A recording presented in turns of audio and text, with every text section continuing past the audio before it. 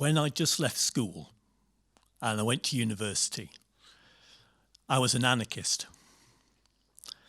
I was a full-time activist. It was all I did. So I was involved in any campaign that had the word against or anti in front of it. Against the war, anti-fascism, anti-fox hunting, against the cuts, everything.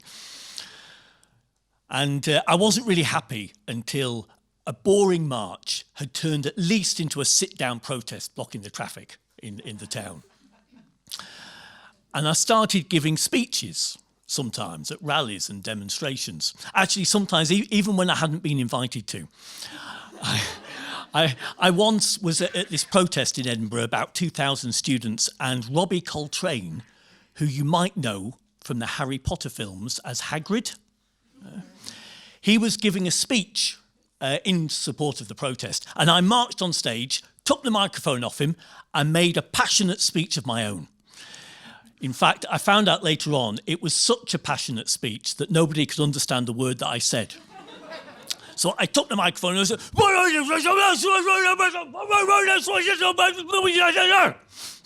and gave it back and marched off. Now, I got into quite a lot of trouble at the time, but I was really aiming for bigger things. My inspiration was Buenaventura Durruti, who was the leader of the Spanish anarchists during the Spanish Civil War. And I read wide-eyed of his exploits there on the barricades, 1936, a real street-fighting revolutionary hero. And I wanted to be him, really. In fact, I kind of imagined that I was. I just needed a chance, the opportunity. And as luck would have it, Maggie Thatcher gave me one. And she brought in a new law called the poll tax. And the poll tax was a new tax where everybody paid the same amount. Whether you were a billionaire or a single parent with 5 children on minimum wage, everybody the same amount. And 12 million people refused to pay it. And the biggest civil disobedience movement in English history started to boil up. The 31st of March 1990, a huge anti-poll tax demonstration was planned in London. And you could feel that there was going to be trouble. So, of course, I wanted to be there. This is my chance, a bit of revolution on the streets. But I lived in Scotland, and there was another march in Glasgow on the same day. All my friends were going to Glasgow. I didn't really have the money to get to London. I'd be alone there. But I really wanted to go. Glasgow. London.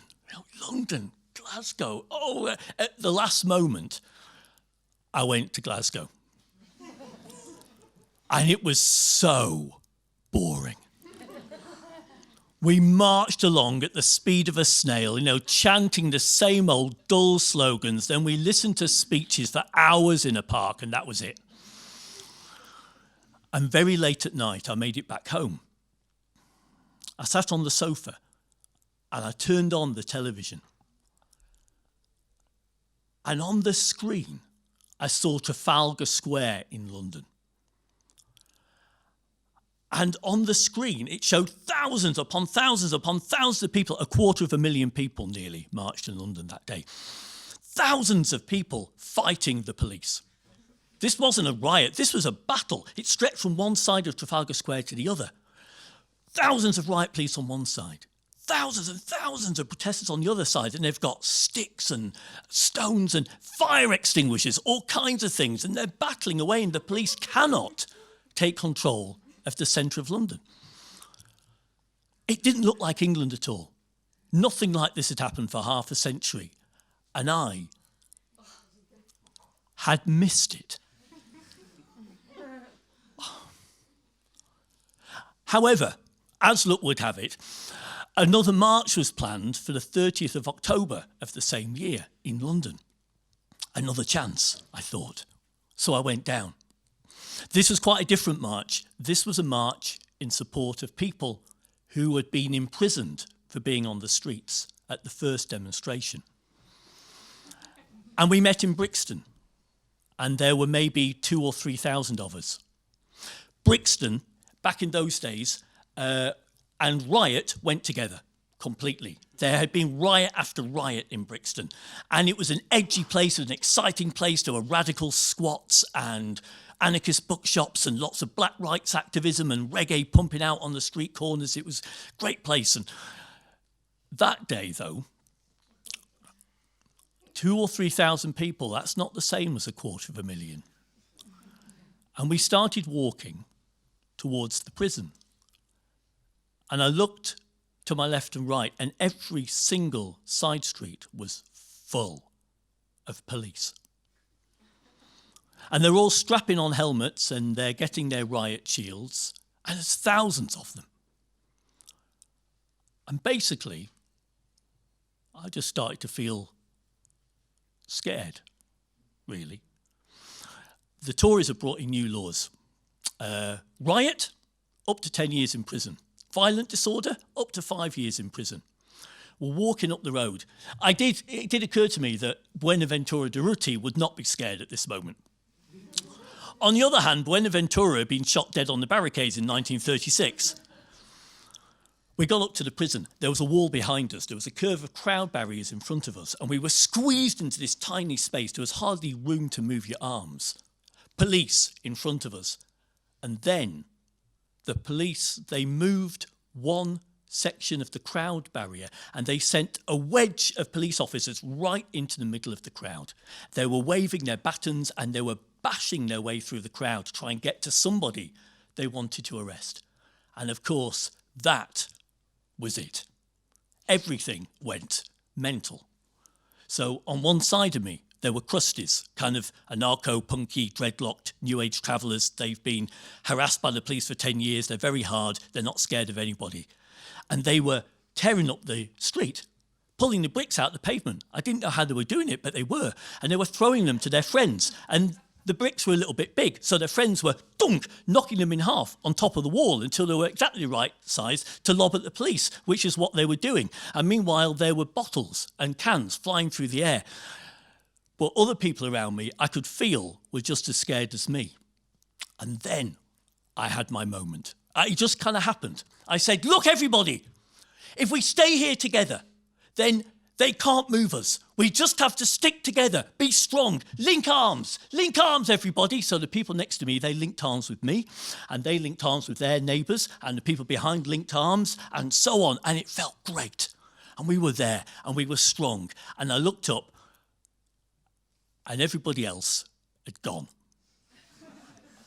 Everybody, 2,000, 3,000 people, gone. Crusties disappeared. They've taken their bricks with them. And at that moment, all of the ordinary police officers, they disappeared as well. So there's this space on the street in front of us. And there were just hundreds and hundreds of riot police. And they've got their visors down. You can't see their faces. They've got these big batons. They've got shields. They're advancing down the street. And I looked around, and there were 11 of us. Me and the 10 people who imagined I had any idea what I was doing. I kind of shrugged, and we didn't link arms anymore, and we all just ran. Everybody just ran down into the middle of Brixton. And eventually I stopped, and I was on a bit of grass, a tiny park, and now it's chaos. So there's smoke and petrol bomb and bricks and riot police everywhere, and there were people being arrested, pushed over the wall, their hands twisted over their back, being handcuffed, sat on by 6 police officers, probably for throwing the bricks that were lying on the grass at my feet. And by this time, I'd done what I knew you were supposed to do if you were in a riot. Yeah, you were supposed to pull your scarf up over your face, so I'd done that. And I picked up one of these bricks. And there was a police van not far away, a stone's throw away, in fact, with the windows, clearly showing. And I stood there and I looked at the van and I kind of felt trembly all over inside. In fact, my body kind of felt like it was full of air. Only my hand was heavy with this brick. And I just stood there, paralysed with this decision.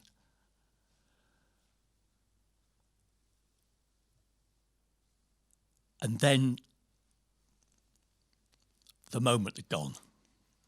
And there were these two police officers, and they were walking towards me. They'd seen the scarf and the brick, and they had their batons out and were walking right towards me. And I dropped the brick, and I pulled the scarf down, and I just put my hands out. And they looked into my face. And as soon as they looked into my face, they lost all interest in me.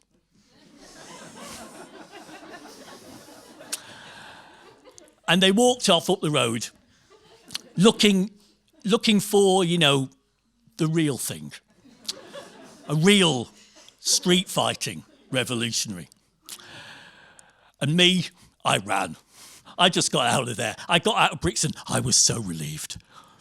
I took the train home, knowing that I absolutely was not, and never would be, Buenaventura Durruti.